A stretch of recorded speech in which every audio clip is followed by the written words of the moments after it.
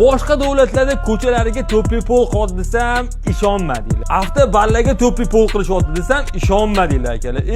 Odamlar devorlarni to'pli pol qo'ydi desam negativ yozinglar akalar. Odamlar endi patologiya ham aka to'pli pol qilish boshlagan paytda siz nima deysiz endi men tushunmadim. Siz hali ham o'ylab o'tirsiz to'pli pol qilsammikin, qilmasammikin? Qilsam qanaqa qilish kerak degan akalar uchun keling, maxsus bitta narsa aytib ketay.